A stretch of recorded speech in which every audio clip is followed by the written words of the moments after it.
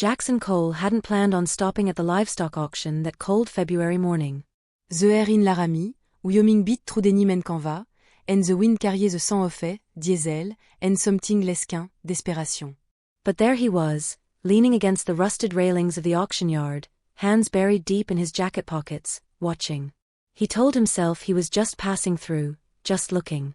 He hadn't worked with horses in nearly 5 years, not since the accident that had taken his wife, Mara, and left him hollowed out like an old barn with broken windows. The ranch he'd moved to after the funeral sat quiet and remote, 50 acres of wind-worn land and silence. He grew vegetables. He fixed fences. He spoke to no one, except sometimes the wind. But he couldn't ignore the sound of the horses. The clatter of hooves on concrete, the anxious huffs of breath, the occasional frightened whinny. These were not prized stallions or elegant chaumares. These were the forgotten ones. Animals at the end of a line, worn thin by years of service or neglect, herded into pens to be sold off for pennies, if they were lucky, or sent down the road to the kill buyers. A stocky auctioneer barked numbers into a microphone as handlers led another horse onto the dirt ring. This one was different. People laughed, cruel, dismissive laughter. The animal staggered slightly as it entered the circle, ribs protruding sharply through patchy, soot-colored fur. Its mane was tangled and caked with mud, and its left eye was clouded. One leg dragged slightly behind the others, a limp not yet healed or never treated. It didn't raise its head. It just stood there, still and silent. Number 142, the auctioneer said without enthusiasm. Mar. Unknown breed. No papers. Starting bid at $100. Silence. No one moved. Someone in the back chuckled. Might as well call the renderer now. Wouldn't fetch more than a sack of dog food. Jackson should have walked away. Instead, he stepped forward. 100, he said, his voice flat. Heads turned. The auctioneer blinked. We have 100. Do hier 110. No answer. Sold, to the gentleman in the canvas coat. Jackson filled out the paperwork like a man signing his own arrest warrant. The office staff looked at him like he'd lost his mind. Maybe he had. He didn't bother to explain. The mare refused to load into the trailer. She planted her hooves and trembled every time someone approached. Eventually, Jackson sat down in the gravel beside the trailer and waited. It took almost an hour. He said nothing, did nothing but breathe the same air as her. When she finally stepped forward, half a hoof then another, he whispered, "Good girl." He named her Ash. Not because of her coloring, though it was a dull ashen gray, but because she reminded him of something burned and still warm. Something that once held fire. Something that could again. Ash didn't eat for the first 2 days. She stood in the far corner of the stall Jackson had cleaned himself, her bony frame outlined in the golden light of the Wyoming sun. She didn't flinch when he approached, but she didn't respond, either. She existed like a ghost, present only in shape and breeze. Jackson didn't try to force it. He left fresh hay and clean water. He spoke to her softly when he came and went. Sometimes at night, he sat just outside her stall with a cup of black coffee, reading aloud from old Western novels or books about horses. His voice was low and even, not because he thought she understood, but because it helped him remember how to speak to another soul. By the end of the week, Ash had taken her first bite of hay. By the second, she allowed Jackson to touch her shoulder without recoiling. It was progress. Slow, painful progress. But Jackson had time. One afternoon, about 3 weeks after bringing her home, he found himself staring at her scars. They crisscrossed her body like the pages of a cruel journal, ridges and lines that told stories no one wanted to hear. Someone had used her, pushed her, likely beaten her. Her right hind leg still dragged occasionally, but she had started to walk the length of the pasture on her own. Jackson wondered what she had been. A racehorse? A workhorse? A disposable tool? He didn't ask for the story. He just let her be. Sometimes, in the quiet, he caught her watching him. Not with fear. Not quite with trust. Something in between. Recognition, maybe. Of pain. Of loss. Of a shared silence. One evening, as the sun dipped behind the hills, he stood outside the pasture, watching her move through the dying light. Her coat still looked like smoke. Her legs still trembled slightly. But she walked. She breathed. She was alive. And so was he. For the first time in years, he realized he was breathing too. Brooke Martinez hadn't been back to Laramie in years. The rolling plains, the dry air, the quiet, it all pressed against her in a way that felt both familiar and foreign. She'd grown up just 2 hours south, spent her early veterinary training assisting rural clinics across the region, and left as soon as she could afford to. There had been too many ghosts here, too many unspoken things. And yet, here she was, steering her dusty truck down the gravel road that led to Jackson Cole's ranch. She had heard the story from a fellow vet tech at the rescue shelter. A broken-down mare, barely alive, bought at auction by a man who used to train champions. Crazy old cowboy, they'd said. Lives out near the buttes. Keeps to himself. Must have lost his mind. But Brooke recognized the name instantly. Jackson Cole. The man who used to be her partner in everything. She wasn't sure what compelled her to come. Professional curiosity, maybe. Or something else, something that still ached when she let herself think about him. She pulled up to the property just as the sun broke through a cloudy sky. The ranch looked worn but lived in, fences patched, the barn roof mended with fresh tin. And there, standing in the paddock, was the mare. Ash. Even from a distance, Brooke could see the toll time and trauma had taken. The mare stood stiffly, her head low, coat dull. But she was on her feet. That mattered. Jackson came around the side of the barn, his sleeves rolled up, a shovel in one hand. He paused when he saw her. "Didn't think I'd see you again," he said. "Didn't think I'd come," she replied. They stood in silence for a moment, the wind pushing dry air between them. "She's in rough shape," Brooke said, nodding toward Ash. "She was worse," Jackson answered, setting the shovel aside. She eat now. Drinks. Walks. Barely. Et shrugged. It's enough. Brooke walked toward the fence, her gaze focused on Ash. The mare flicked her ears but didn't flinch. "May I?" she asked. Jackson nodded. She stepped into the paddock slowly, her hands open and low, voice soft. "Hey girl. It's okay. I'm not here to hurt you." Ash didn't retreat. She stood her ground, wary but calm. Brooke moved closer, letting the mare smell her.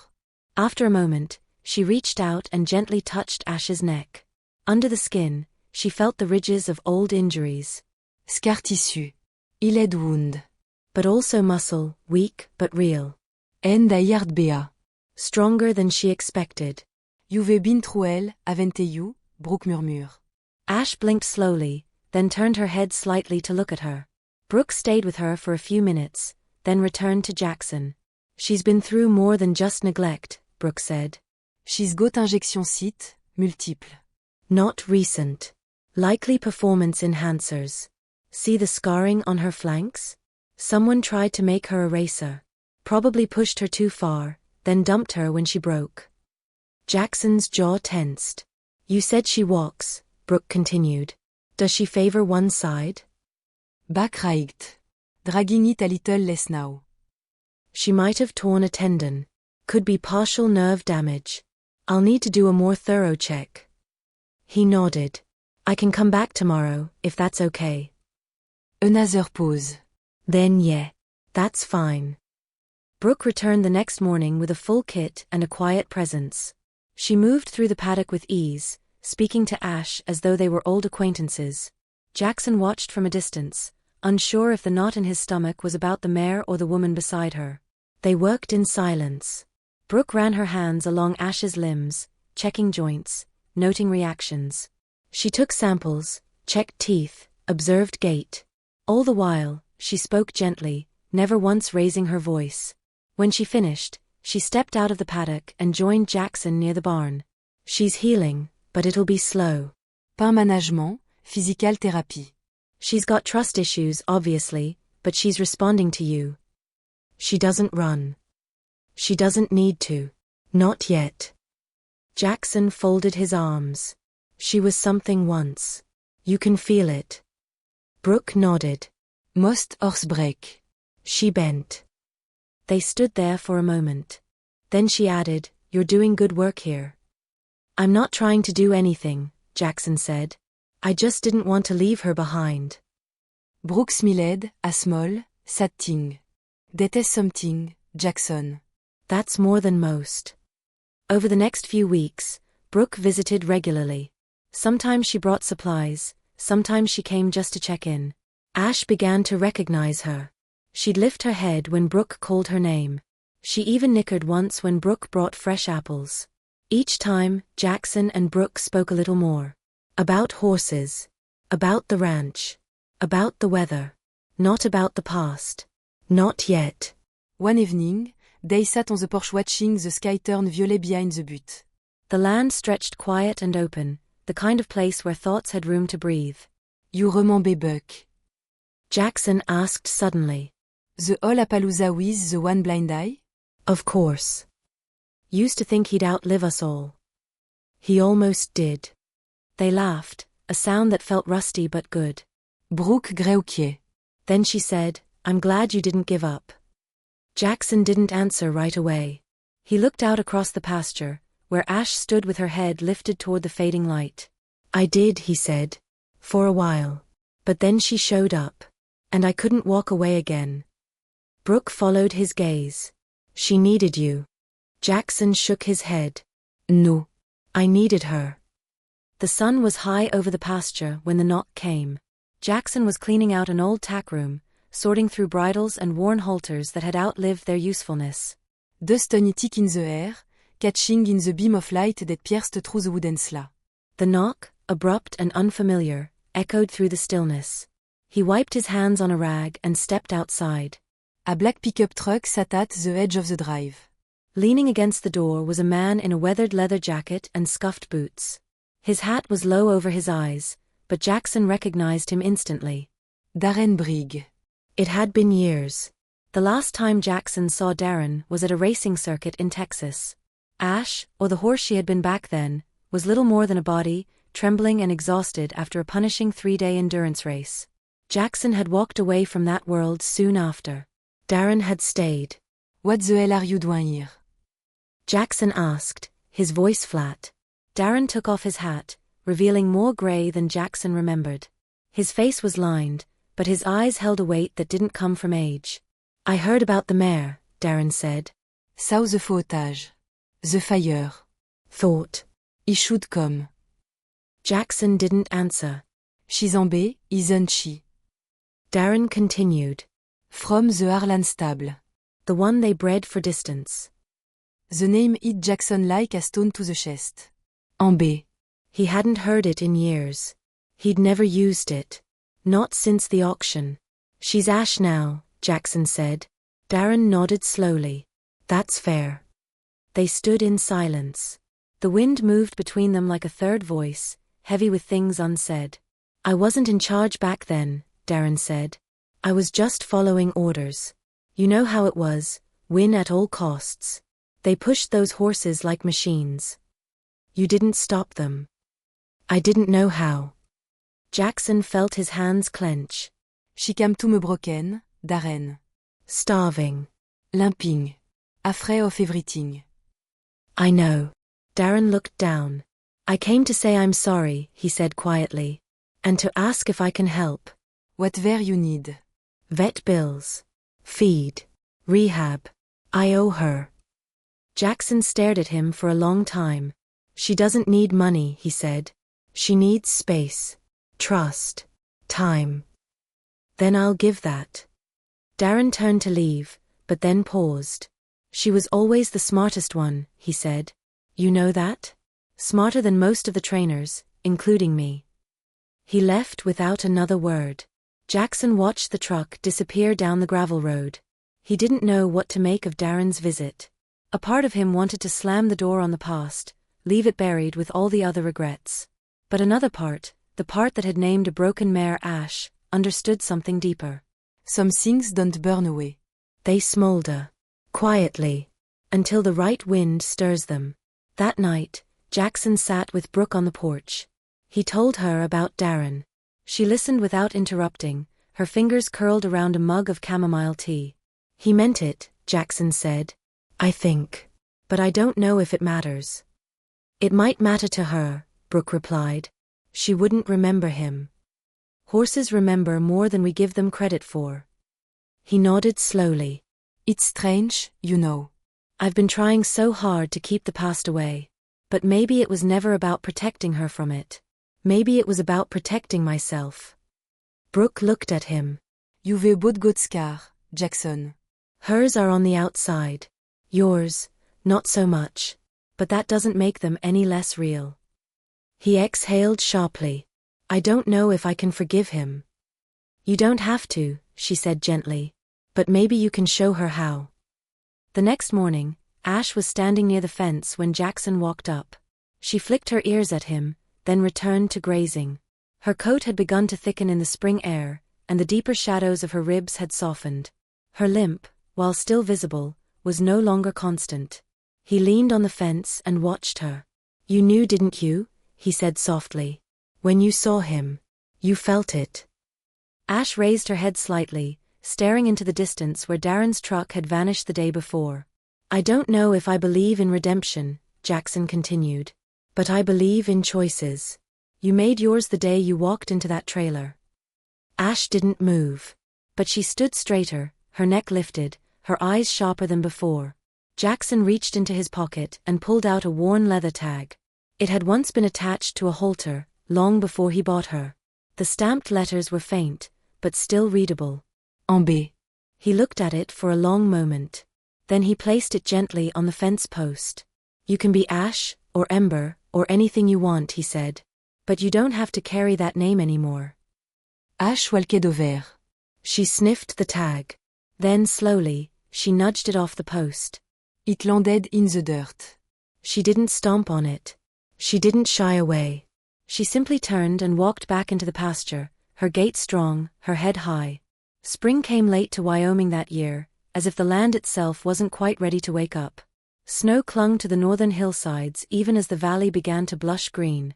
The creek behind Jackson's property thawed slowly, gurgling its way to life with each warmer day. Ash stood near the pasture fence that morning, ears pointed toward the wind, nostrils flaring slightly. She had begun to venture farther across the field, tracing old trails carved by deer and long-forgotten cattle. Her limp, though still present, was no longer a cage. It was a shadow there, but no longer all-consuming. Jackson stood with Brooke near the barn, arms folded, watching her movements. She's holding her weight better, Brooke observed, not taking her eyes off the mare. That hip's still weak, but she's compensating well. She's restless, Jackson said. Last night I saw her pacing after dark. Brooke nodded. It's time. He looked at her, unsure. She needs to move, she explained. Really move. You've let her choose every step so far, and it's worked. But now she needs to remember what it feels like to run. She might not remember, Jackson replied. Then maybe it's time she learns again. He didn't answer. But the seed had been planted. The training began that week, slow and deliberate. Jackson didn't saddle Ash. He didn't push or prod or lead her on a lunge line. He simply opened the gate to the open field that bordered his ranch and stood aside. She didn't bolt. She didn't even walk through at first. Instead, she approached the open gate with measured steps, head low, ears twitching. She stared out at the endless grass, at the rise of land that rolled gently toward the distant tree line. The world outside the fence was large, perhaps too large. Jackson stayed silent. And after a long moment, Ash stepped forward. At first she only walked, of sinking slightly into the soft ground. Then she trotted. Stiffly. Tentatively. But the motion stirred something old in her frame, some muscle memory buried deep beneath the trauma. Then one day, without warning, she broke into a canter. Jackson caught his breath. Brooke, standing beside him, put a hand to her mouth. It was not graceful. Not yet. Her gait wobbled. Her back legs stuttered once, and she stumbled slightly before regaining her balance. But she didn't stop. Ash ran. The wind pulled through her mane. Her breath came heavy, but not strained. Her ears flattened with focus, and her legs, still awkward, still uneven, pounded the earth with a rhythm that sounded like a heartbeat coming back to life. Jackson felt something rise in his chest that he hadn't felt in years. Hope. Not the soft, quin. The loud quin. The quin that shook your bones. They didn't push her. Some days she ran. Others she didn't. But the fact that she could, that she chose to, was enough. Soon, Darren returned. He didn't bring apologies this time. Just hay, medicine, and a quiet willingness to work. Brooke had her doubts, but Jackson allowed it. He didn't trust Darren fully. But Ash seemed to have made her decision. She didn't shy from him anymore. In fact, she would approach him for treats, standing quietly while he brushed her sides.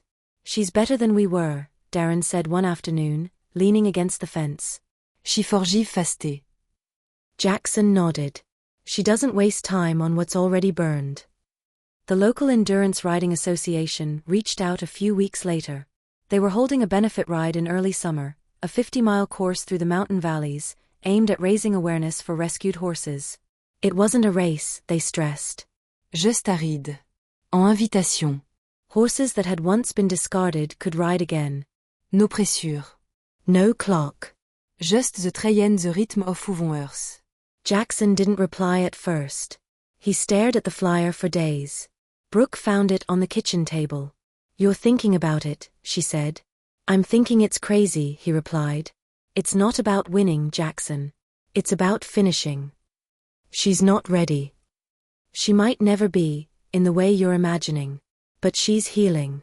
And sometimes healing means proving it to yourself." He said nothing for a long while. Then he picked up the flyer again. On a warm May morning, Jackson saddled Ash for the first time. She stood still as he approached, eyes calm, body steady.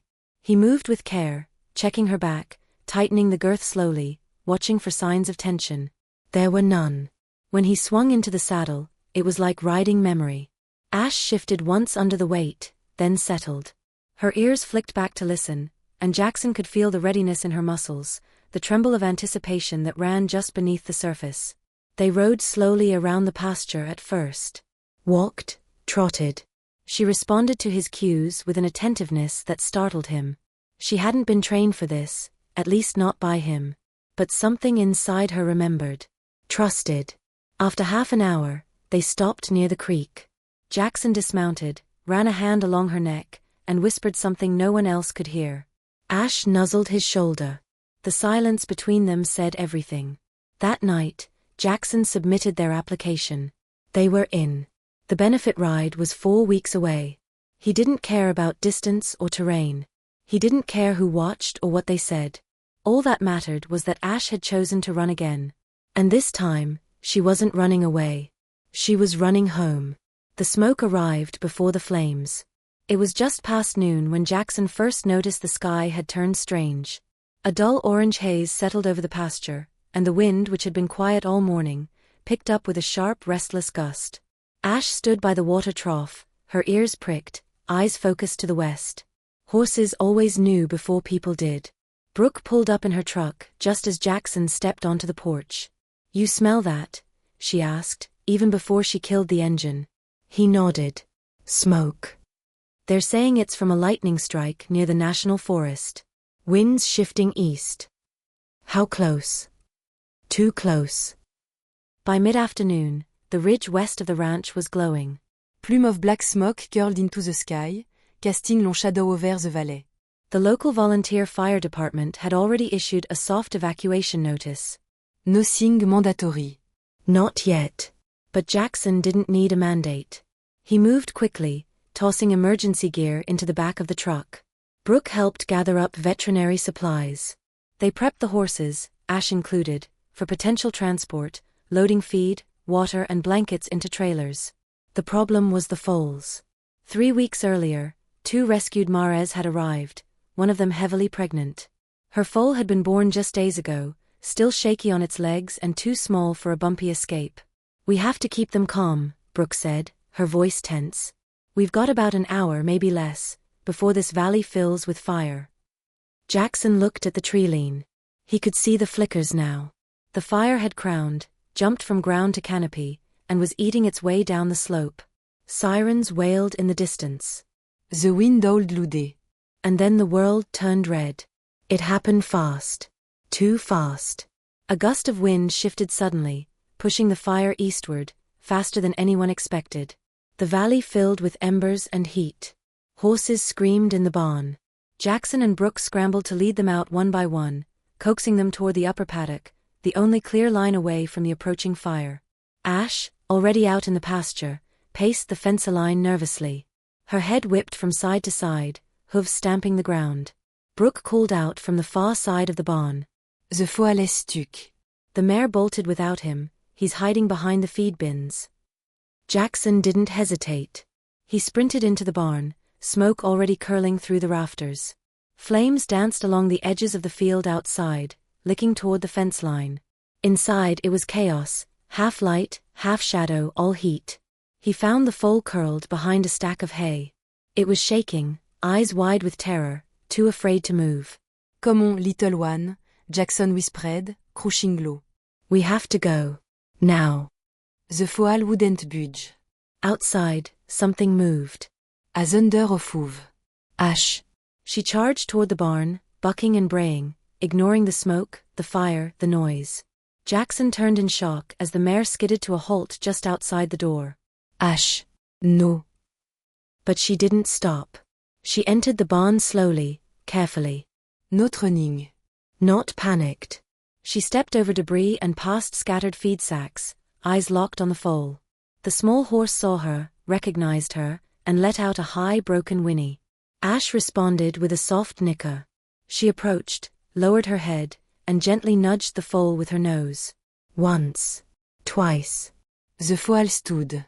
Ash turned. Walked. The foal followed. Jackson stared, stunned, as they passed him. He followed them out, shielding his eyes from the growing wall of smoke. Brooke was there, holding a halter and crying. They made it. All of them. The fire passed within 100 yards of the barn before shifting again. Firefighters arrived just in time to create a break line, sparing the structures and most of the pasture. The upper paddock held the rest of the horses, safe and restless. Ash stood beside the foal, nudging it toward water. News crews arrived the next morning. Someone had filmed the rescue on a cell phone, Ash entering the smoke, leading the foal out. The video spread online like wildfire, faster than the actual flamme. By evening, the clip had millions of views. People began calling her the Mare of Courage. Some called her Ember, resurrecting her forgotten racing name. But Jackson corrected them gently, every time. Her name is Ash. Not because she was burned, but because she had risen from it. 2 days later, the mayor of Laramie showed up with a local reporter and a small plaque. For bravery in the face of fire, he read, eyes misty. For protecting life when others would have run. To Ash, a symbol of resilience and grace. Jackson accepted it without fanfare. Ash didn't seem impressed. She was more interested in the apples the reporter had brought. Brooke watched the scene unfold from the porch. She doesn't care about awards, she said. She never did, Jackson replied. But maybe people do. Let them. We'll just keep doing what we've always done. Brooke smiled. You say that like you didn't just become the most famous rancher in Wyoming. He shook his head. I didn't do anything. Ash did. They looked out at the pasture. Ash was standing in the wind again, ears forward, eyes scanning the horizon. Always watching. Always ready. Not just to run, but to return. To lead. To protect. The letters came first. Handwritten notes. Typed emails. Posts on social media. Messages etched in shaky cursive or typed in bold font. From all over the country. A girl in Ohio who said Ash's story gave her courage to leave a violent home. A retired Marine in Arizona who wrote, I watched her walk through fire. Now I believe I can too. Then came the reporters. CNN, the New York Times, NPR. They wanted interviews, photo ops, documentaries. Someone even suggested a movie deal. The story had it all: loss, redemption, courage, healing. And at the center of it all was a gray mare with deep eyes and a name that now echoed far beyond Wyoming.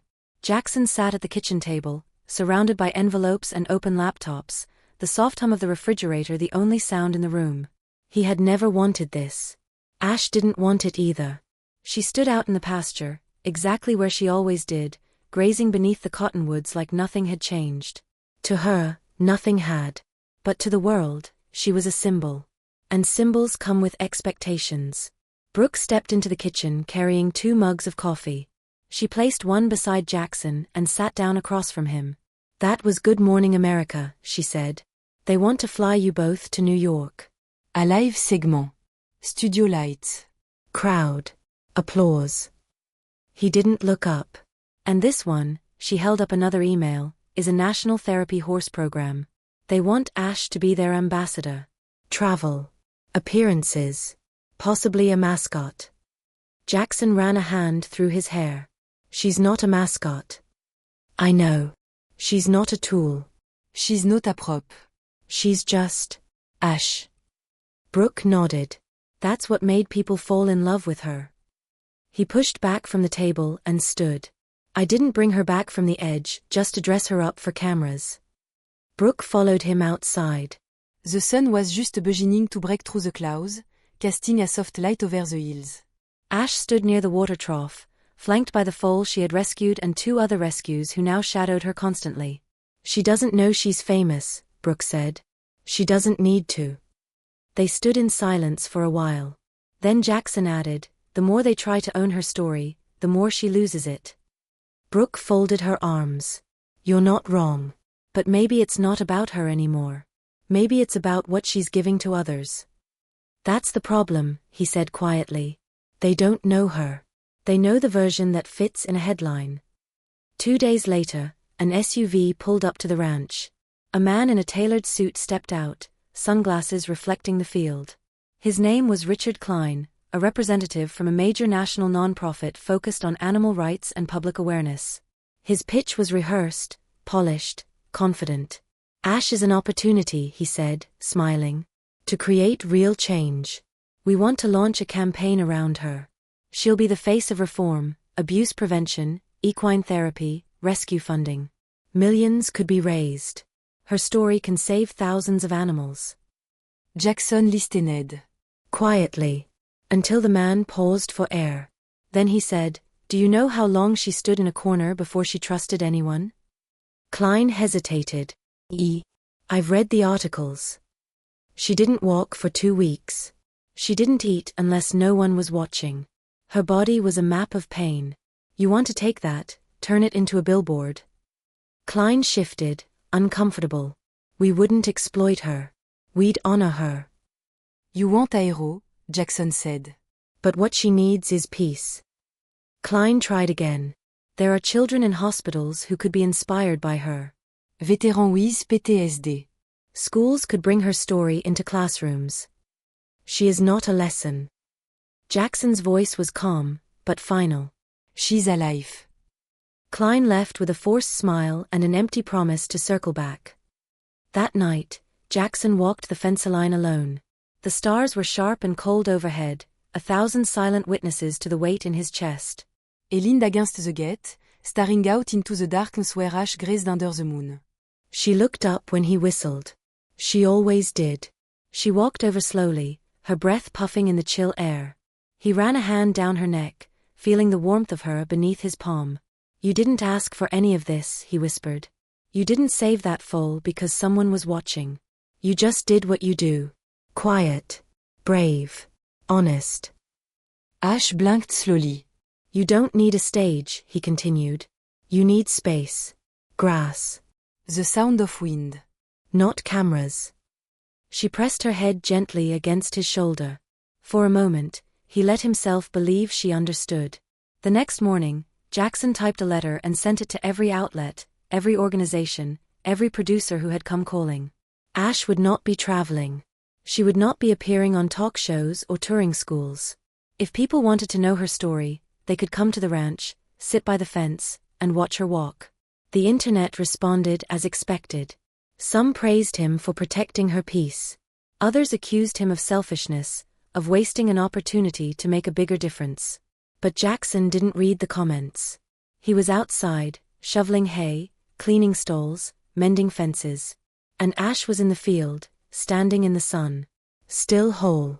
Still hers. The storm rolled in from the northwest, unexpected and brutal. It wasn't forecast. The morning had been clear, skies pale blue with the scent of spring in the air. But by mid-afternoon, clouds began stacking on the horizon like bruises across the sky, and within the hour, the wind rose hard and fast. Jackson had dealt with Wyoming storms before. He knew the signs. The way birds disappeared. The sudden hush before the howl. The dry crackle in the air like a held breath about to burst. He was moving the horses into the barn when the school bus turned down the gravel drive. It wasn't supposed to be there. As it stopped, Jackson jogged over, confused. The driver leaned out the window, looking frazzled. "Emergency early release," she said, yelling over the wind. Powers out in town. Tornado watch posted. Madison was supposed to be picked up, but her mom never showed. "I was told you're listed as backup." Jackson's stomach dropped. "Yeah, I'll take her."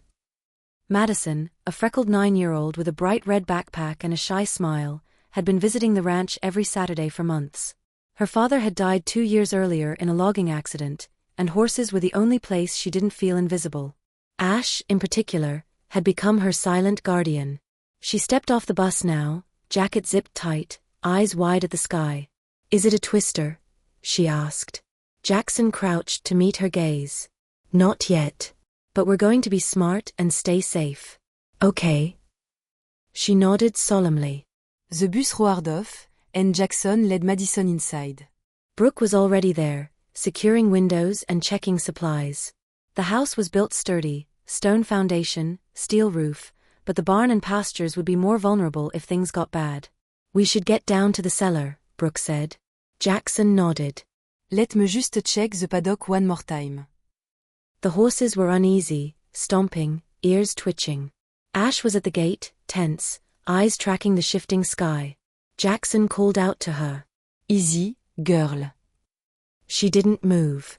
Then lightning cracked across the sky, and the sound shook the valley. The wind howled in full now, and in the chaos, no one saw Madison slip outside. Not until it was too late. "Where's Madison?" Brooke's voice cut through the roar. Jackson spun around, scanning the house. She was right behind me. Panic surged. He bolted for the door. Outside, the sky had turned nearly green. Dust spun in eddies across the pasture. A distant rumble signaled more than thunder. A funnel cloud was forming. Then he saw her. Madison, running through the backfield. Toward the horse. Toward Ash. Jackson shouted her name, but the wind swallowed it. Brooke was already dialing emergency services, though everyone knew they couldn't reach them in time. The sky opened with a deafening crack, and rain fell in sheets. Madison stumbled and fell. Ash moved. Not panicked. Not blindly. She ran with purpose. Across the field, hooves pounding mud, eyes locked on the child. She reached Madison and stopped just beside her, head lowered. The girl clung to Ash's leg, sobbing. The wind rose again. Jackson was moving now, fighting through the storm, every step a battle. He saw Ash shift her body, positioning herself between Madison and the wind. She stood solid, legs spread, a gray wall of muscle and will. Another flash. Thunder. Branches snapped from nearby trees. Jackson reached them moments later. Madison. "I couldn't find her," she sobbed. "I didn't want her to be scared." Jackson lifted her into his arms. "I've got you. You're safe now." Ash turned with them, following as Jackson ran back toward the house. Brooke opened the door, pale and shaking, ushering them in. Moments later, the sky broke. A small funnel touched down just north of the property, tearing an arrow past through the woods before lifting back into the clouds. It was over in minutes. But it felt like forever. The sun returned by early evening, lighting the pasture with gold and steam. The air smelled like wet soil and ozone. Trees had fallen, fences broken, but the house and barn had been spared. Madison sat ou rapid in a blanket, sipping hot cocoa. "I wanted to make sure Ash was okay," she said quietly. "She doesn't get scared like I do." Jackson knelt beside her. "Everyone gets scared, Madison." "But not everyone stands in the wind anyway." She smiled faintly. Ash stood nearby, calm again, her coat damp but her posture proud. Brooke approached with her phone. Someone captured it on camera. A neighbor. They saw it all. Jackson didn't respond. "I know what you're going to say," she continued. "But this time, I think it matters." The video showed Ash running into the storm.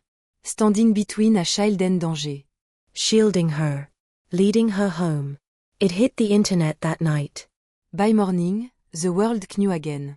Ash wasn't just a symbol. She was a guardian. A force. Not because she wanted attention, but because someone needed her. That week, a journalist from National Geographic called. They didn't ask for an interview. They asked to listen. "We want to tell it the right way," the editor wrote. "No embellishments. No spotlight. Just truth. About a horse. And a man. And a storm. And why courage still matters." Jackson read the message twice. Then looked out the window. Ash was lying in the grass, the foal asleep beside her. Her body formed a crescent around him, safe and still. He picked up his pen. And wrote back. By the end of the week, Ash had been on the cover of 2 national magazines and featured in 4 televised news segments. Headlines like "The Mare Who Walked Through Fire and Storm" and "Ash, America's Guardian Horse" spread across every major platform. Artiste drew portrait. Children sans letters. One girl from Michigan mailed a handmade halter embroidered with sunflowers and the words "Thank you, Ash." The ranch mailbox overflowed daily. The phone never stopped ringing. And in the middle of it all, Jackson stood still. Ash didn't seem to notice the shift. She remained as she had always been, quiet, present, unmoved by flashing cameras or the small drone that hovered over the pasture one afternoon before Jackson chased it off with a shotgun blast into the air. "She's not a zoo exhibit," he told the sheriff, who came to smooth things over. "She's a public symbol now," the sheriff replied, not unkindly. Like it or not. Jackson did not like it. He didn't like it one bit. Brooke tried to manage the incoming wave. She filtered requests, coordinated with local press, and did her best to shield Ash from the worst of it. But it was like trying to hold back a flood with her bare hands. "She needs space," Jackson said. "She has it. For now." "For how long?" Brooke looked at him across the kitchen table, exhaustion beneath her eyes. "They're offering money," she said. "A foundation in Colorado wants to create a national rescue program in Ash's name. They're offering full funding if we lend her image. Not her. Just the name. Ash Haven." Jackson didn't answer right away. He stared out the window, where Ash stood under the cottonwoods, the foal curled at her feet. The sky was gray and stretched with spring storms. A wind swept through the field, bending the tall grass like waves across the earth. "She doesn't know she's saving people," he said. "Maybe that's what makes it matter more," Brooke said. "She's not trying to be a symbol. She just is. And people see that. They believe it." He looked at her. "What about when they forget? What happens when the next headline takes over?" Brooke sighed. "Then it's up to us to keep the story honest." That weekend, the ranch held an open day, Brooke's idea. A quiet invitation to those who had written, asking not for autographs or interviews, but just to be near Ash. It wasn't advertised. No press. Just word of mouth. They expected 20 people. More than 200 came. Families, veterans, children, caretakers. People who'd never seen a horse up close in their lives. They came with flowers, letters, drawings, and sometimes nothing at all but tears in their eyes and stories they needed to tell. A man in his 60s stood by the fence for nearly an hour before finally approaching Jackson. "She stood there for my daughter," he said. "In that storm. I wasn't there. But she was. And my daughter's still alive because of her." A woman knelt in the pasture grass and prayed. A teenage boy with a service dog simply leaned against the gate, eyes closed, breathing in silence. Ash never shied from them. She didn't pose or react. She didn't perform. But she stood. Still and grounded. Present in a way only a creature who had survived the worst could be. That night, Jackson and Brooke sat by the fire pit, the last of the guests gone, the stars sharp overhead. "I thought I could protect her," Jackson said. "You did," Brooke replied. "You gave her peace. And now we're giving her away." "No," she said firmly. "We're letting people borrow her light." He poked at the fire. "I don't know how much more light she has left to give." Brooke looked at him, quiet for a moment. "She's not burning out, Jackson." "She's becoming something bigger." Not because we asked her to, but because she chose to keep showing up. He didn't answer, but his jaw softened. The next morning, they found Ash standing at the highest point of the pasture, the foal beside her, both of them facing the sunrise. It was a clear day. For the first time in weeks, there were no reporters, no phone calls, no interruptions. Just the ranch. The horses. The sound of wind through grass. And quiet.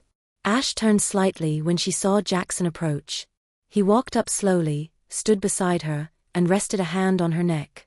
You stay here, old girl. She snorted softly. He laughed.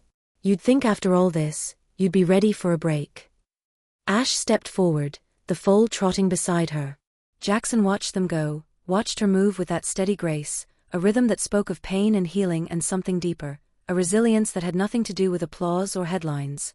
Just life. Just being. Later that week, Jackson and Brooke signed the paperwork with the foundation in Colorado. Ash Haven Sanctuary would be a national initiative for rescued horses and trauma survivors. Ash's name would headline the effort, but her life would remain unchanged. No travel. No showcases. No celebrity tour.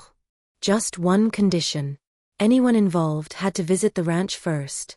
Sit with her. See the scarred mare who once walked through fire and stood between a child and a storm, not for fame, but because something in her simply refused to walk away. Ash stayed home. But her story left the gate wide open. And through it, others would find their way. They began arriving in early summer. Not people, though they came too, but horses. Worn, weary, wounded. Some arrived in trailers from overburdened shelters. Others were surrendered quietly by owners who could no longer keep promises they'd made. There was no formal announcement. Word simply spread. There was a place out in Wyoming, at the edge of the plains, where horses weren't judged by the scars on their bodies or the ghosts in their eyes. It was called Ash Haven now. But to those who lived it, it was still just the ranch. The first new arrival was a chestnut gelding named Whiskey, rescued from a property where he had been tethered for years, barely fed, never brushed. His back bore the imprint of an old harness, his ears flinched at every sudden sound. Jackson watched him unload, trembling and wild-eyed. He won't trust anyone, the driver warned. Tried to bite 2 of our staff. Nearly kicked a hole in the trailer wall. But Ash stood at the edge of the fence, calm and still. Whiskey sour. And stopped shaking. Within hours, he had followed her into the paddock. He didn't let Jackson or Brooke near for days. But every morning, he stood a little closer to Ash. A little less afraid. Then came Penny, a young mare who had lost her eyesight after a barn fire. She arrived silent, led carefully by handlers, her hooves hesitant on the dirt. Most horses would have panicked in an unfamiliar place without sight, but Penny froze only once, when the wind shifted and she caught Ash's scent. Ash approached without a sound. She didn't touch Penny. She didn't lead her. She simply stood close, breathing evenly, a steady presence in a world that no longer had edges. That night, for the first time since her rescue, Penny lay down to sleep. Not alone. Ash curled beside her, flank to flank. Jackson found them in the morning, the sun rising behind them like a benediction. The ranch expanded slowly, not in size but in purpose. A former riding arena was repurposed into a rehabilitation center, complete with padded stalls and open-air recovery zones. Local therapists partnered with Brooke to create a trauma-informed animal therapy program. But Ash was never part of the official therapy sessions. She didn't wear ribbons. She didn't perform demonstrations. She simply existed. And somehow, that was enough. One afternoon, a girl named Lila came with her foster family. 10 years old. Small for her age. Her wrists bore the fading scars of things no child should carry. She didn't speak. Didn't meet anyone's eyes. Her therapist suggested Ash. She doesn't talk, the woman warned. But she feels everything. Jackson nodded. They brought Lila to the pasture fence. Ash approached slowly. Lila didn't move.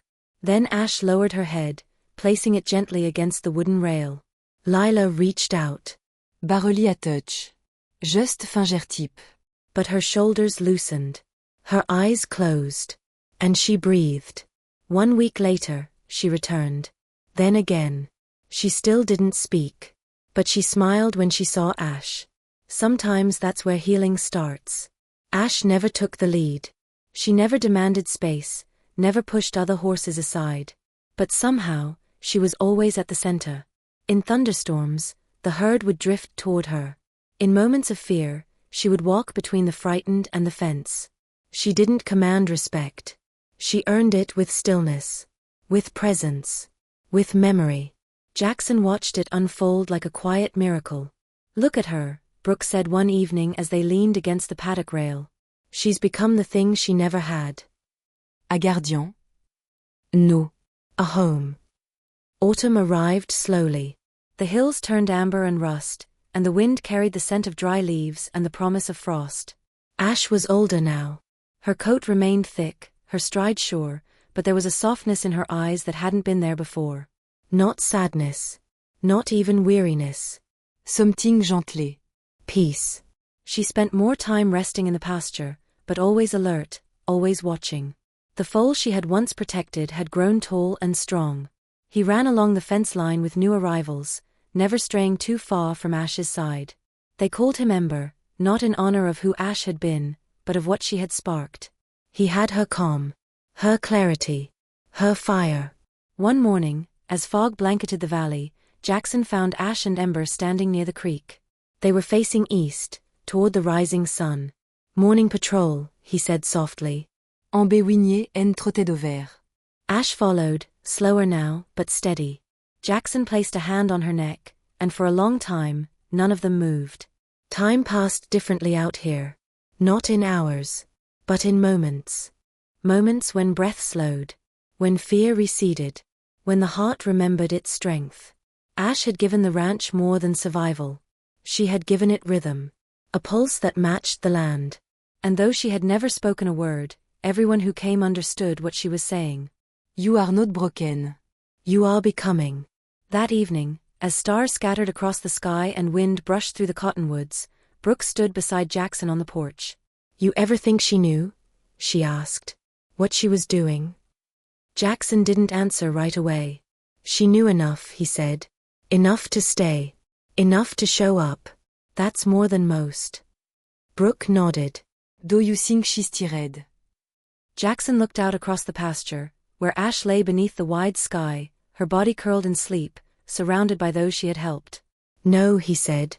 "She's full." The first frost came earlier than expected. It crept in overnight, tight and sharp, painting the fence rye in silver and stiffening the grass beneath the horse hoof. The mornings were now heavy with breath and soft with silence. The sky stretched pale and endless, the air crisp with the scent of coming winter. Ash moved slower through the pasture now. Her coat had faded from deep gray to something closer to silver. Her stride had shortened, but her steps remained sure. Her ears still flicked at the sound of Jackson's boots, and she still stood at the top of the hill each morning, as if watching the sun rise had become a kind of ritual. The others followed her still. Ember, grown strong and tall, often walked beside her, his body curved protectively at her side. Whiskey, now calm and filled out with muscle, trailed a few paces behind. Even the younger rescues, frightened and unsure, seemed to draw comfort just by grazing near her. She no longer led them in motion. She led them in stillness, in presence, in memory. On the morning it happened, the ranch was quiet. The wind had died overnight, and a thin mist hung over the pasture like breath waiting to be spoken. Jackson stepped outside, thermos of coffee in hand, rubbing warmth into his fingers as he scanned the field. Ash was not at the gate. He frowned, then stepped into his boots and headed toward the pasture, calling her name softly. "Ash." The sun had just begun to crest the hills, throwing golden light over the frost-kissed grass. Near the cottonwoods, he saw Ember standing still. Jackson's heart tightened. He quickened his pace. Ash was lying on her side, legs tucked beneath her, eyes closed. Her body was at peace, the rise and fall of breath absent. She looked as though she had simply decided to rest in the most comfortable patch of grass and let the morning hold her. Jackson knelt beside her. He didn't speak. He placed a hand on her shoulder, still warm from the night, and bowed his head. Ember stepped forward, lowering his muzzle to touch her flank. Behind them, the herd gathered slowly. No sound. Just présence. Just grief. And grace. The funeral was simple. A small wooden marker placed beneath the cottonwoods, where she had stood so many times watching over the pasture. Brooke and Jackson buried her beneath the roots, wrapped in one of the old wool blankets Jackson had once used on cold nights. People came. Not because they were invited, but because they knew. They came from the valley, from the cities, from across the country. Some brought photos. Others brought letters. Many brought nothing but silence. No cameras. No headline. Just en wood, hearts open to the wind. A girl named Lila placed a drawing on the grave, a picture of Ash with wings, her eyes calm and full of stars. She helped me be brave, she whispered. That was all she said. And it was enough. That night, Jackson sat on the porch with Brooke. They watched the star rise over the hills, the sky black and vast. She was never ours, Brooke said softly. Jackson nodded. She belonged to herself. Always did. He looked out across the field. They said she saved people. But I think, she just reminded them how to save themselves. Brooke smiled, tears quietly rolling down her cheeks. She saved you. Jackson didn't answer right away. Then he said, she showed me how to live again. That's not the same thing. It's bigger. He stood and walked to the fence line, staring out into the dark where the herd had settled for the night. Where en baie stood alone, his silhouette calme beneath the moonlight. You ready, boy? Jackson whispered. Ember looked up and took a step forward. Seasons passed. The ranch grew, not in grandeur, but in spirit. A new barn was built. A community center added for veterans and youth programs. The pasture expanded. The name Ash Haven became more than a title, it became a promise. New Orscam. And though they never met her, they somehow knew where to go. They found the cottonwoods. They stood at the grave. They followed Ember. He led them not with dominance, but with quiet. Not by command, but by example. He ran when he needed to. Waited when others were afraid. He never forced them forward. He simply walked first. Just like she had. Years later, a visitor came to the ranch, a woman in her 70s with tired hands and eyes that had seen too much. She stood by the grave, holding a photograph. Jackson, older now, still strong but slower, approached and offered her a cup of tea. This was her, the woman said, holding out the photo. It was a grainy image of a younger Ash, years before the auction. The lines in her face were fewer, her body leaner, her stance stiff and proud. She was mine. Briefly. I didn't treat her right. I didn't know how. Jackson looked at the image, then at the woman. She found her way, he said. The woman nodded, tears on her cheeks. I'm glad. She placed the photo on the marker and whispered, I'm sorry. And the wind picked up, gently, like a sigh. On the 10th anniversary of Ash Haven's founding, they held a gathering beneath the cottonwoods. Not a ceremony. A célébration. Stories were told. Songs played. Children ran through the field. And at the end, as dusk settled over the land, Jackson stepped forward and spoke for the first time. She didn't belong to one person, he said. Not to me, or Brooke, or the ranch. She belonged to everyone who ever thought they weren't worth saving. To everyone who stood in silence waiting for the strength to move. He paused, voice steady. And she taught us that healing doesn't mean forgetting. It means remembering who we are, even after everything falls apart. He looked toward Ember, who stood just beyond the gathering, watching. And it means carrying the light forward. Later that night, as the last guests left and stars returned to their places, Jackson walked to the grave alone. He knelt, placed a hand on the weathered wood, and closed his eyes. Rest easy, old girl, he whispered. We're still walking.